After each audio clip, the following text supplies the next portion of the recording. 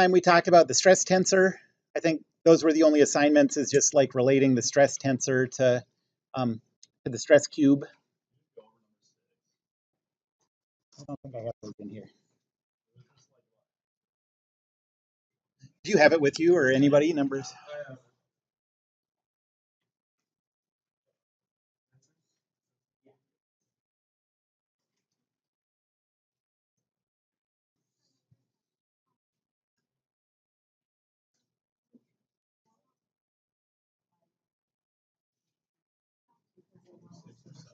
Yeah, writing out the sigmas and stuff on every page on this.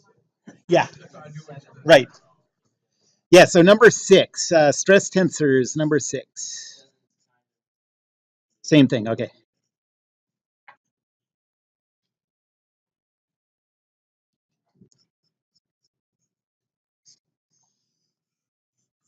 Okay, so for number 6, out of the stress tensors in 3, 4, and 5, okay, so we have one that says, so this is one of the stress tensors that it's talking about, 50, 0, 0, 0, 0, 0, 0, 0, 0.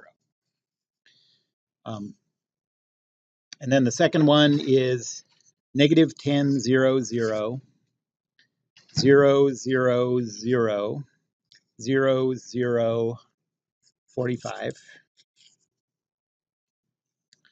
And then the third one is 0, negative 5, positive 10, negative 5, 15, 0, 10, 0. I got a typo in there, but let's go with this. Okay. And it asks, so number 6 asks, out of these 3, which one is uniaxial? 7 asks which one is biaxial loading. The way to see this is just to look at the stress cube. So this stress tensor has stress at that point that's represented like this. You just have 50 megapascals that way. And then I never draw the ones, but everything over here, there has to be a mirror image of that on the side that's obscured over here. So you have here is just loads that are pulling this in tension along the x-axis and nothing else going on along any other axis. So that's why it's called uniaxial.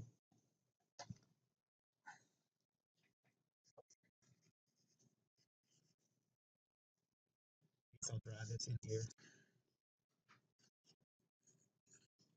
Put that in a different color. So like I never draw these in the stress cube, but that's always implied.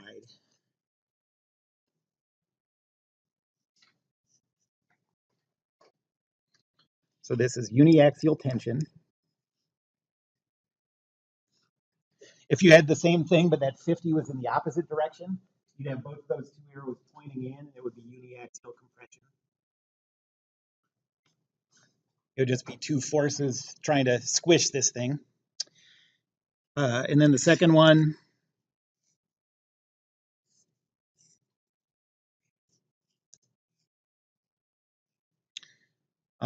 along the x-axis, we have 10 like that, and then the implied 10 going that way too.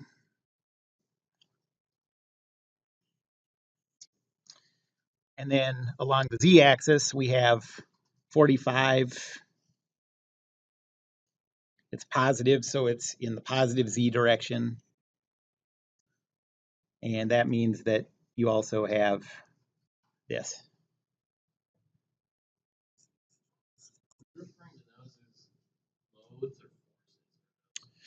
They're not forces because they're force per area on an infinitesimal thing, so they're sort of their own thing. I sort of use loads as just sort of a general, like it's related to forces, but it's not a force, it's not a couple, it's not a pressure, it's sort of its own thing. But this would be called biaxial loading.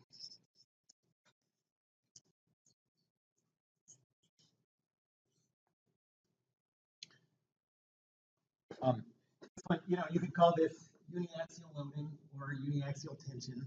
It's not compression because those forces are trying to stretch it out along that axis. This one you could call biaxial loading. It's not all tension or all compression. If those all agreed with each other, you could call it biaxial tension or biaxial compression. But here we have one of each. And the third one just has a lot of stuff going on, so there's no real good name for that. But let's look at what it is.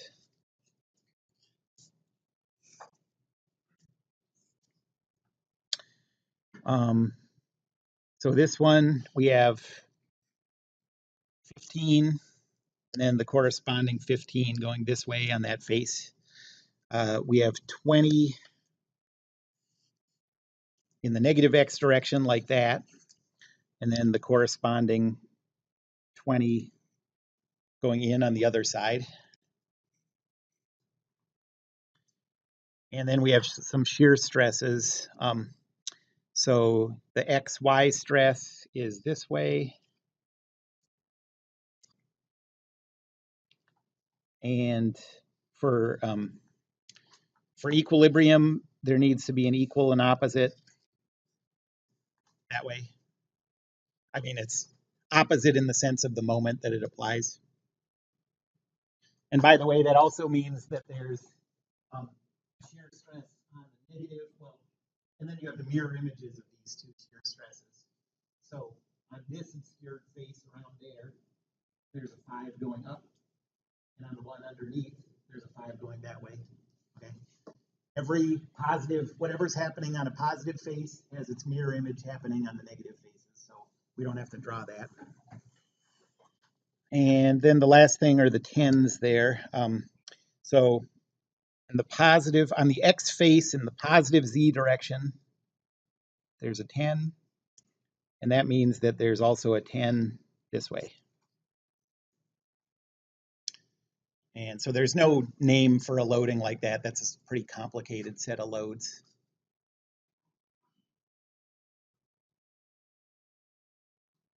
Any other questions about those? Yeah. Yeah.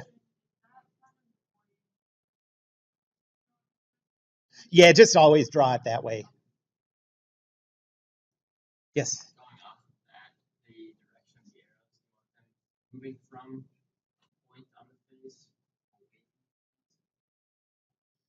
I don't really care. I guess I usually draw them making contact with the face at the center of the face, but it really doesn't matter. All that matters is the directions and the magnitudes. Yep. So, y force on the x face. Yes. On the Mhm. negative x face, there would also be. Yep, in the positive y direction. Okay. That's right. Yes. So would we find for that question to say like number 3 was Yeah. Yep.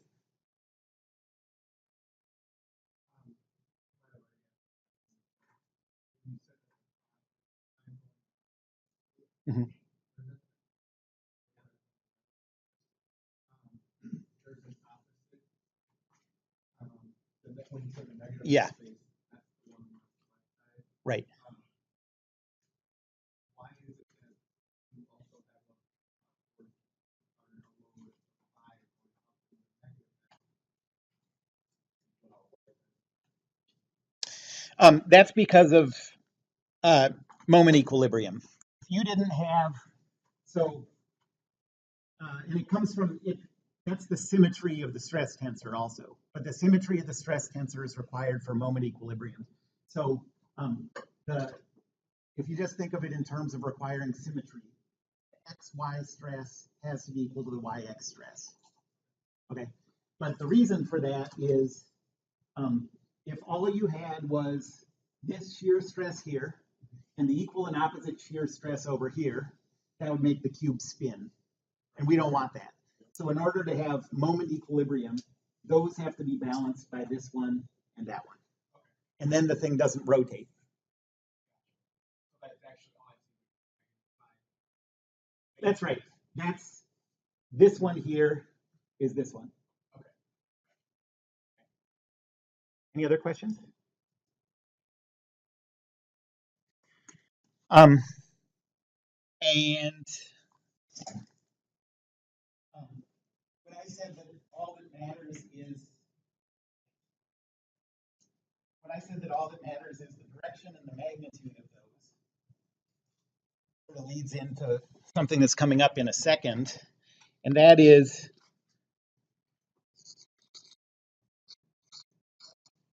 notice, we'll talk about this again in a second, that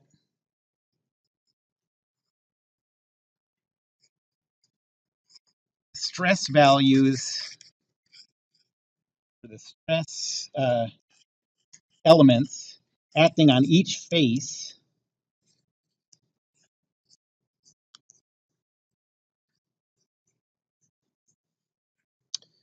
um, give a vector,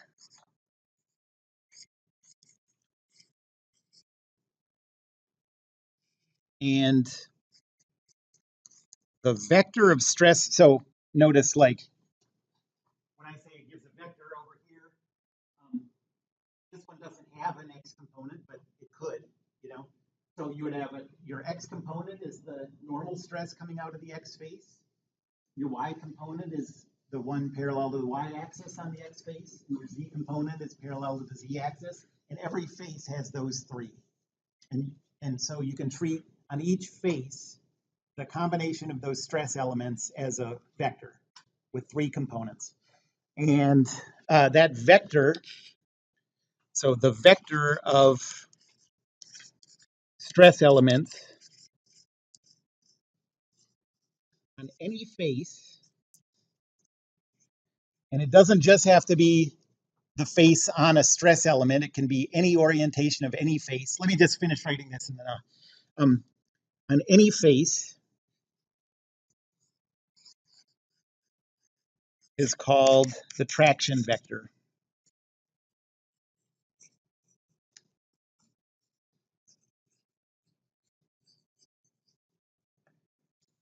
And that traction vector,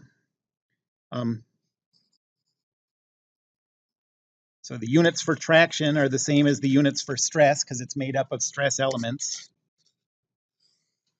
And so it's units of force per area. And that means that the SI units are pascals.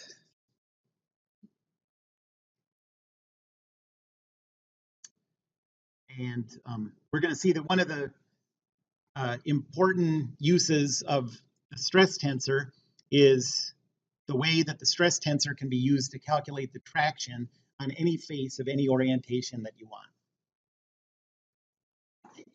Let's see. Did you still have a question?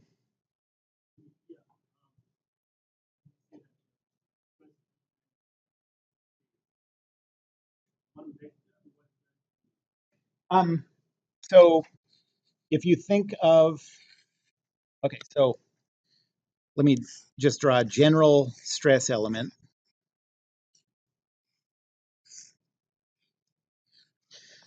So in general, you have a stress element there. That's the sigma xx.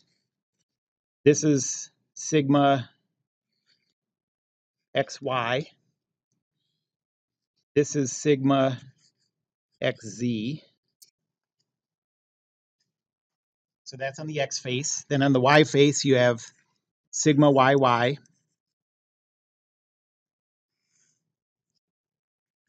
Sigma yx, which because of the symmetry is equal to sigma xy.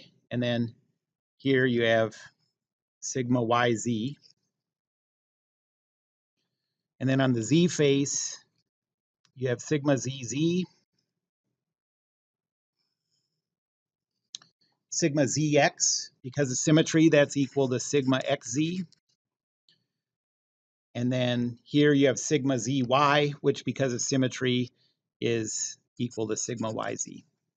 So the stress tensor is made up of these 9 values.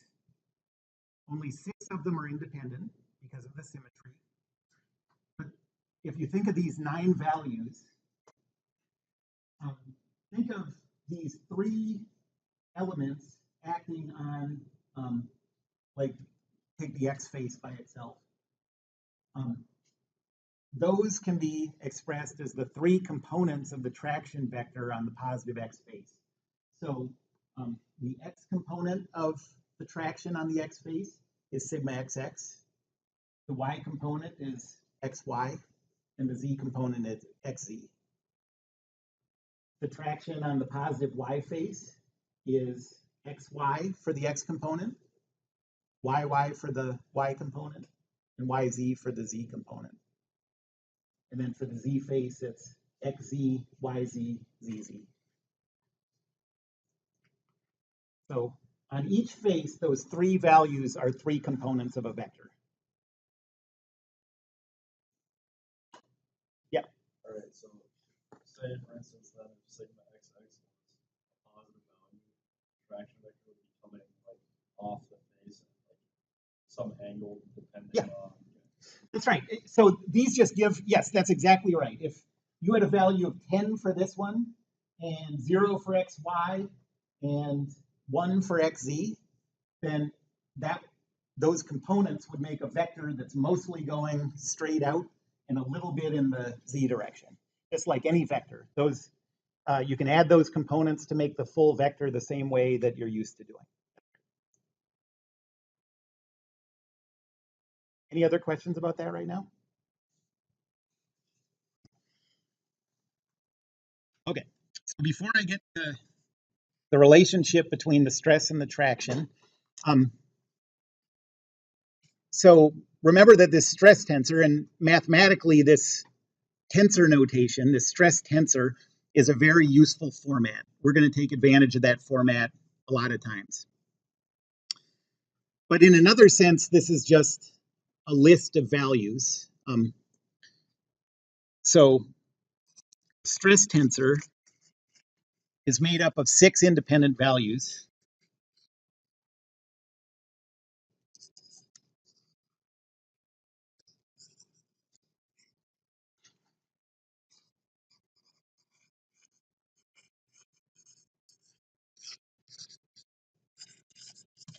And sometimes it's easier to deal with, instead of this 3 by 3 form, it's easier to deal with a form of just a list of 6 values.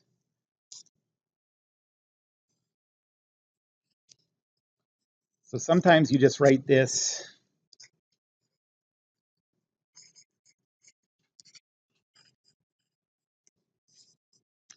as a list of those 6 values. And that's called the Voigt notation.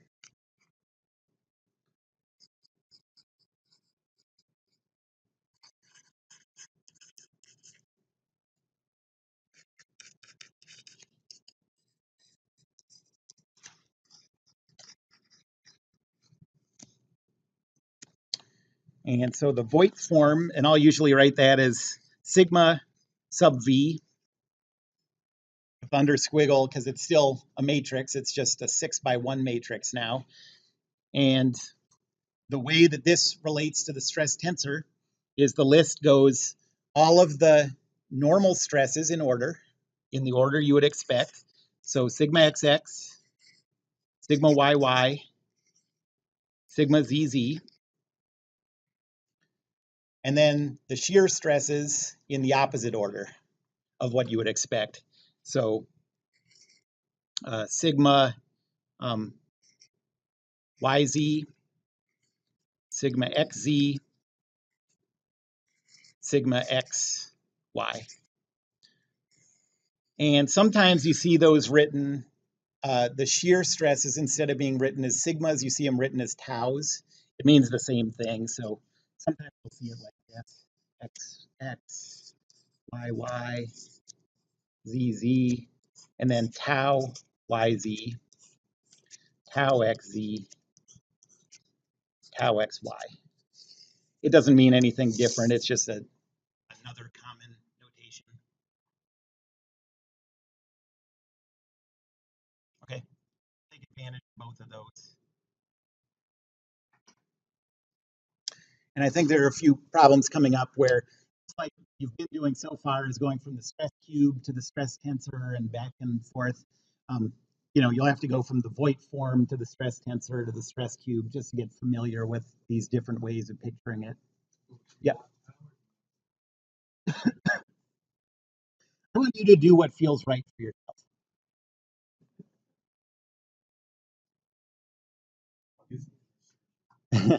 I think I usually use sigma, but either one of those is fine. Probably the best thing would be to use each one half the time, so you just remind yourself, really. Okay, so now the relationship between the traction vectors and the stress tensor.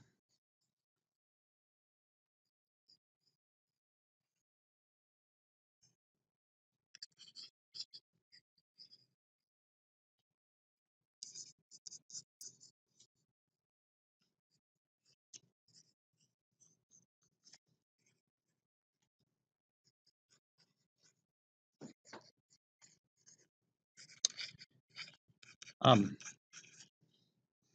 so this is the first really useful thing about we're going to see about the stress tensor form, that 3x3 form.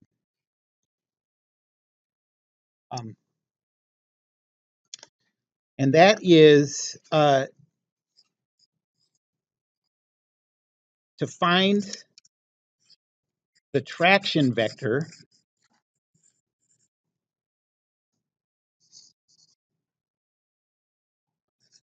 on a face, and that face can have any orientation you can choose. So any orientation you choose.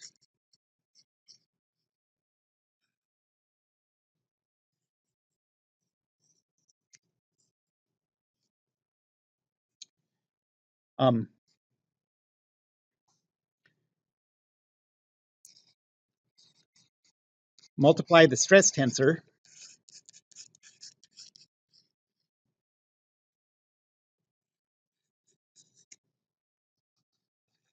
by an outward facing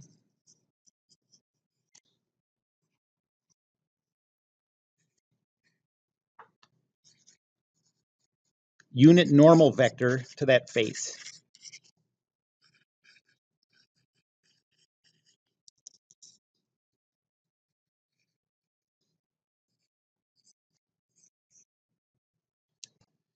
Okay, so basically what we're doing is,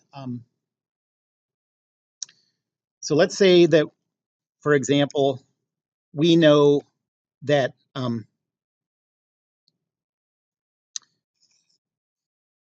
the stress at the point that we're looking at is 5, 0, 4, 0, 10, 0, 4, 0, -5.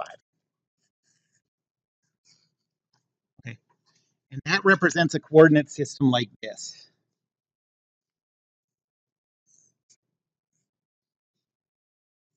The one like we always draw the stress cube.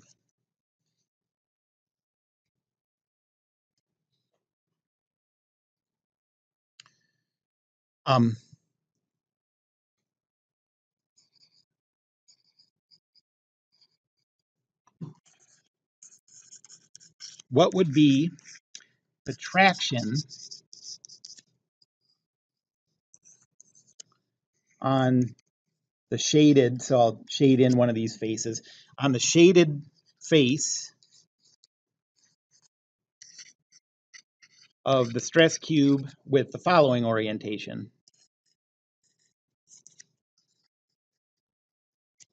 with this orientation.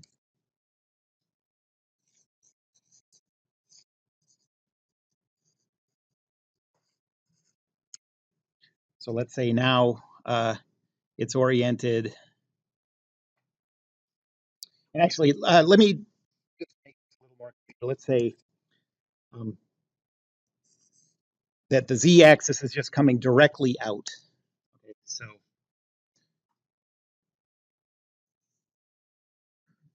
z-axis is coming straight out towards us. But now what if we want to figure out traction on a face that's oriented like this? where this angle is 45 degrees. And the shaded face, I'll say, is this one.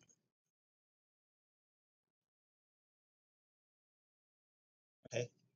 I mean, that could be the stress cube. We just always choose one that's lined up with the axes because then it's easier to name. But you can also ask yourself how those stresses would present themselves if the stress cube was oriented. And we'll see that's an important thing, actually. So what if we wanted to know, if we take the original cube and rotate it up like this is what would have been the old positive x face, okay? But now it's rotated like this. Well, the way you do that is find the unit normal vector pointing straight out of that face. In this case, since it's just rotated about the z-axis, that would be 0.7071 for x, 0.7071 for y, 0 for z, and multiply it by that stress tensor, and it'll tell you what the traction is on that face. So here's the outward facing unit normal, call that n hat. And in our coordinate system, n hat is 0.7071, 0.7071, 0.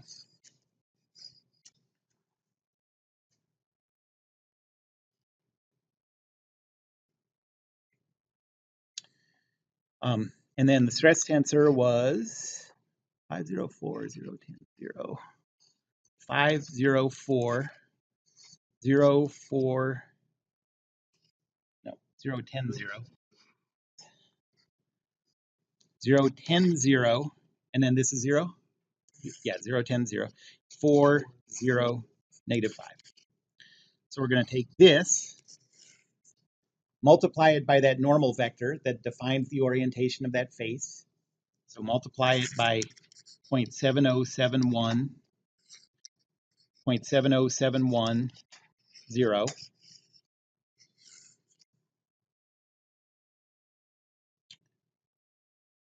And what you get is, I think this is actually one I might be able to calculate. So 5 times this is 3.535 for x. Yeah, well, it's half of it's half of 7.071. So that's how I did it.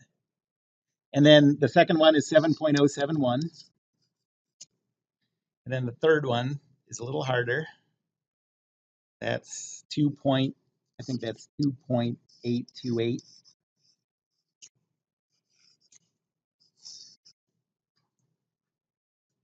Okay. That tells you what the traction would be on that newly rotated face. Okay. Probably doesn't make a ton of sense yet. To make more sense out of it, let's start by using this idea to calculate the tractions on the stress cube. Okay.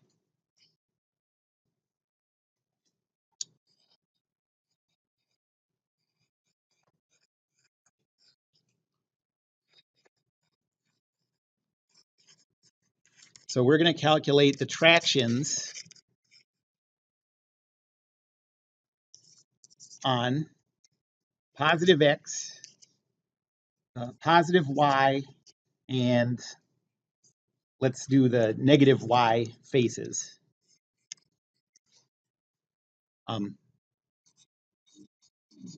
For the stress tensor 5, 0, 4, 0, 10, 0, 4, 0, negative 5.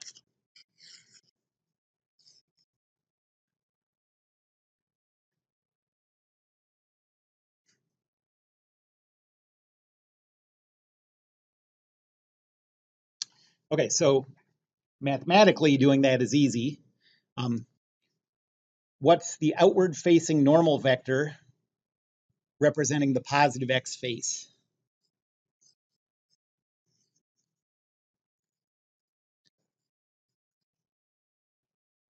Yeah, so just first we just want to come up with, did I draw this? So let me draw the stress cube.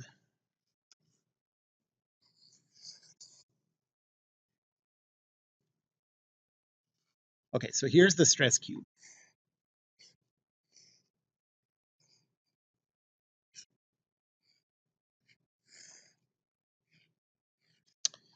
It has 5 coming out and 4 going in the positive z direction. And on the y face, we only have 10 coming out in the normal direction.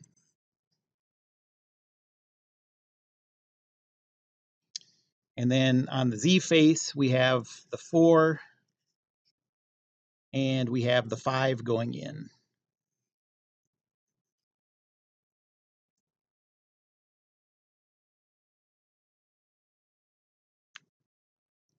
And we're doing this with the x-axis pointing this way, y-axis there, z-axis out that way. Okay, so if we're trying to come up with a normal vector that points perpendicularly out of the x face, what would its components be? Just 1, 0, 0 would be the same, for these positive faces, we're just talking about the components of the axis itself, okay? So to calculate the traction on this face, we just multiply it by 1, 0, 0. Stress tensor.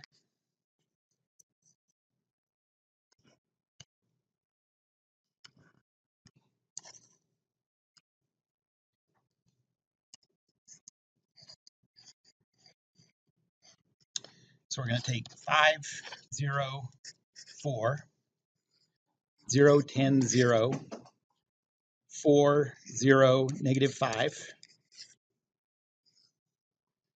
and multiply it by the positive x-axis, 1, 0, 0. That's the outward facing normal.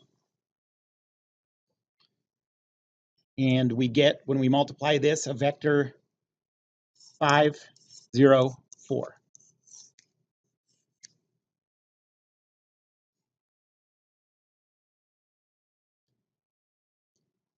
And now look at the picture of the stress cube. Do those components of the traction vector make sense with what we see here?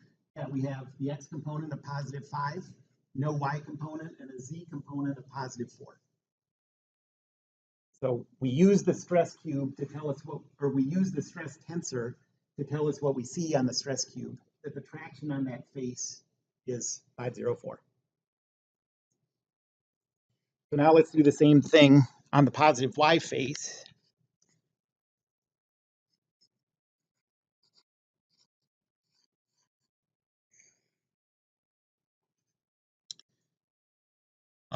So we'll take the tensor 504, 0, 10, 0, 4, 0, negative 5. And what's the outward facing normal for the positive y face? Yep, 0, 1, 0.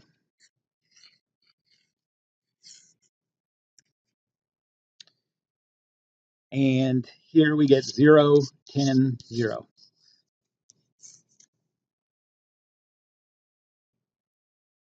Okay, does that make sense with what we see on the stress cube? Yeah, we only have a component in the positive y direction.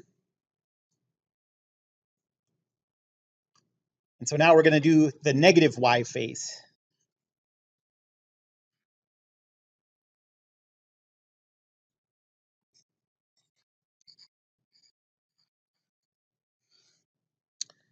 So we're going to multiply the stress tensor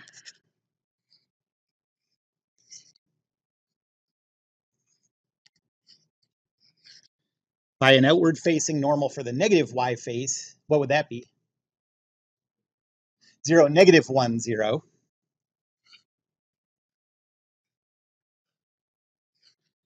And this time we get 0, negative 10, 0. And does that make sense? Yes, because even though we don't draw it on here, every face, the obscured face, is a mirror image of the one straight across from it. So on the negative y face, we need to have a component in the negative y direction and nothing in the other two. Okay, so multiplying by that outward facing normal gives you back the vector representing each one of these faces. And if you do it for a face that's not in one of the axis directions, like the example I did right before that, it just tells you what that traction would be if you have your picture skewed. Okay.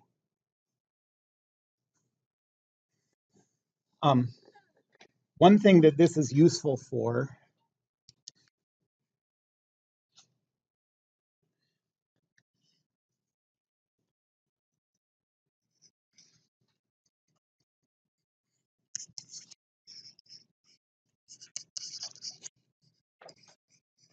is for figuring out restrictions on the stress tensor values on a face of an actual material. So putting restrictions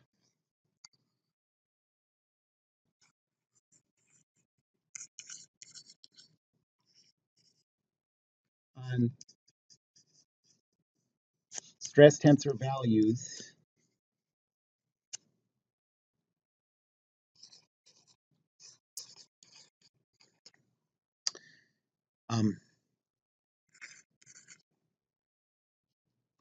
on faces of objects. So now we're talking about objects. We're not talking about, we're not talking about theoretical stress tensors anymore. We're talking about a piece of steel or whatever. And what do we know about the stress tensor on this face of a piece of steel that we're using in some machine or something? Okay, so here's an example. So let's say that we have an object like this, where this angle is 45 degrees. And let's say that this face of the material is free of loads.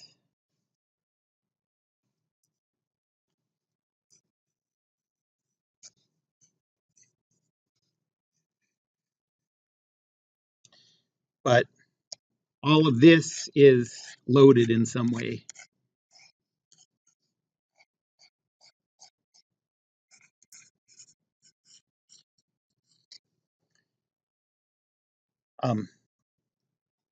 So what do we know about the stress tensor elements on this face that's unloaded?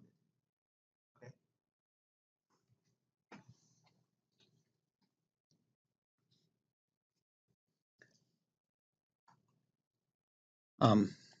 So we want to find the restrictions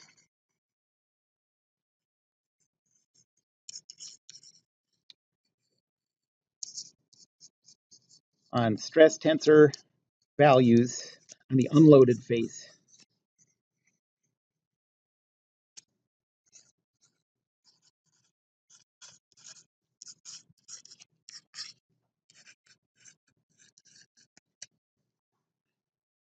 Okay, well, we have to come up with an outward facing normal for that face. We know that this angle is 45 degrees. An outward facing unit vector that's normal to that face is like this.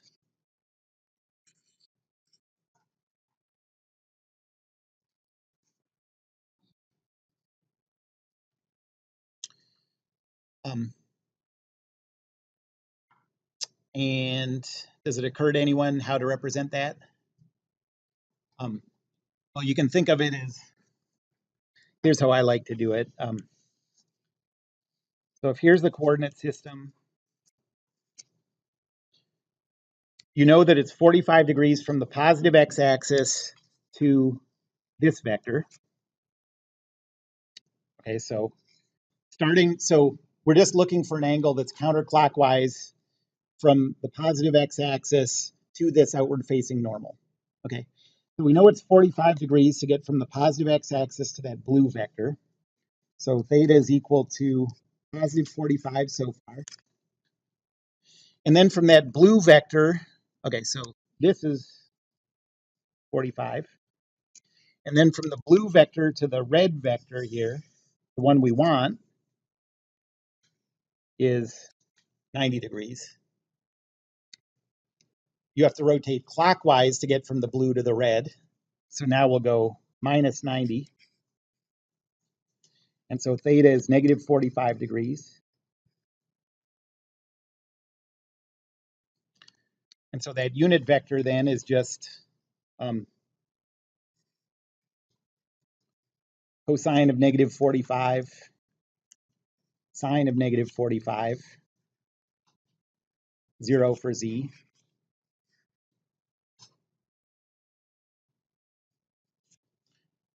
So that's 0.7071, negative 0.7071, 0.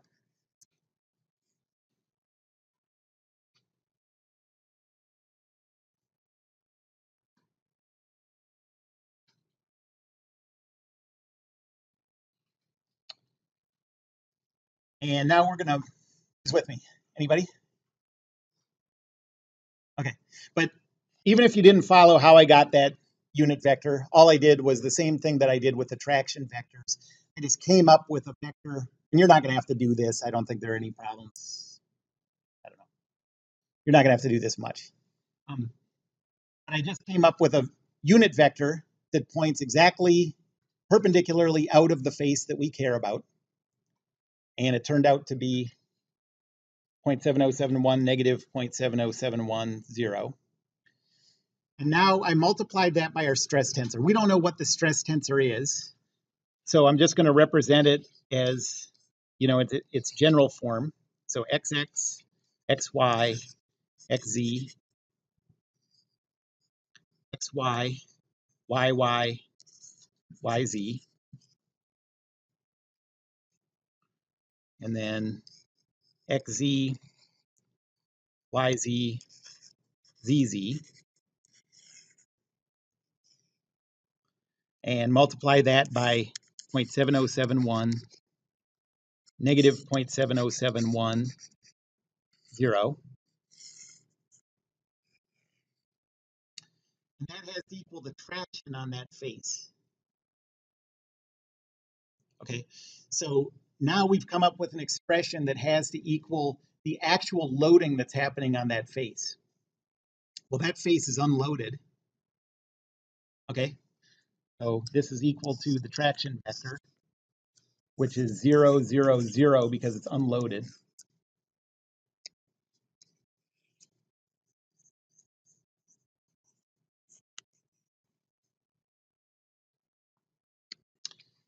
And so we come up with a system of 3 equations. So multiply this out, this is a vector equation. The first component of the vector equation says 0.7071 sigma xx minus 0.7071 sigma xy plus 0xz is equal to 0. The second one says 0.7071 xy minus 0.7071 yy plus 0 yz is equal to 0. And the third one says 0.7071 xz minus 0.7071 yz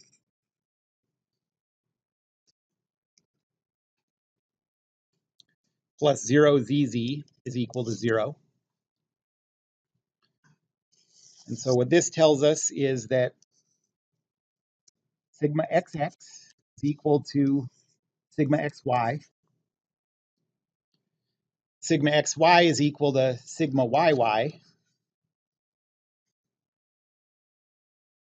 And sigma xz is equal to